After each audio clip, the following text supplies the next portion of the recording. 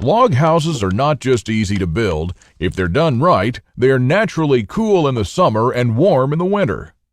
So, first, the newly arrived settlers looked for a flat piece of land for the foundation with a nearby creek and, most importantly, an easily defendable area. Once you've selected a similar place, you need to make a dirt base. Now, the pioneers also placed huge rocks along the perimeter of the house. For bed floor ventilation, they used to leave small spaces between the stones. This prevented the wood floor from molding. Prior to starting the construction, the pioneers would have prepared the logs. Log buildings need straight pines with as few branches as possible. Traditionally, the trees were felled in winter when the trees were sleeping and the juice and moisture content is very low in them. They chopped perpendicular traverses with a normal axe and then cut the thick pieces up horizontally on each side. Then the leftover pieces were chopped with a broad axe. To ensure even drying, bark was cut off with a draw knife. The pioneers used a corner notch to join the logs together. They stuffed the spaces with oakum, wool, or moss, depending on what was available at the time. The corner notch was carved with an axe. 1 square of the log's thickness, deep and a ½ inch on both sides. The upper log was then carved to match the lower log and put into place.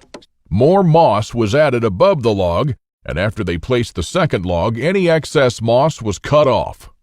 To strengthen the walls, logs are fastened together with dowels. When the dowels are hit, you need to be sure to leave a gap at the bottom so the pegs won't carry the weight when the logs sink. The door and window holes are drilled with a 2-inch brace, and then the excess wood is cut out. By the end of this day, the logs should be at the height of the windows. You will then have to cut off the logs where the windows will be. When you put the shaft in place, you must first stuff it with moss or wool, because later you won't have access to this area.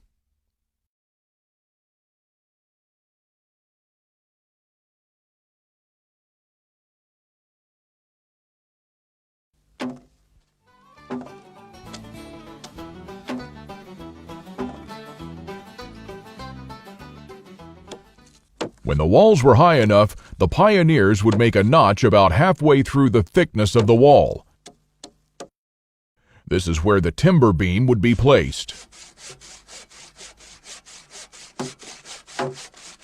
Traditionally, logs were lifted using ramps and ropes.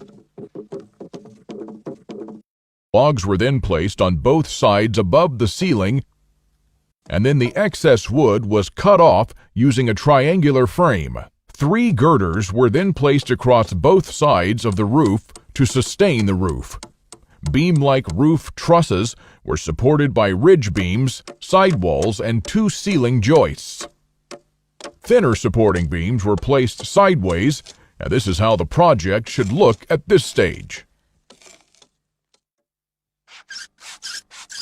A normal shingle roof is thoroughly 3-fold.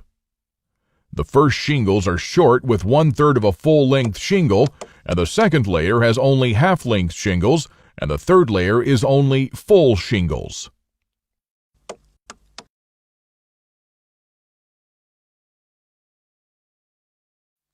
Four logs are fixed on the ground to sustain the floor.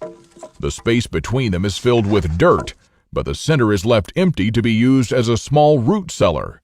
This is where most of the food supplies will be stored. The floor will have a trap door so it can be easily accessed. Wood boards are then arranged on the floor. They often added sawdust for better insulation. The ceiling was built using 2 layers of boards. Please click the link below to find out more survival secrets that we lost to history.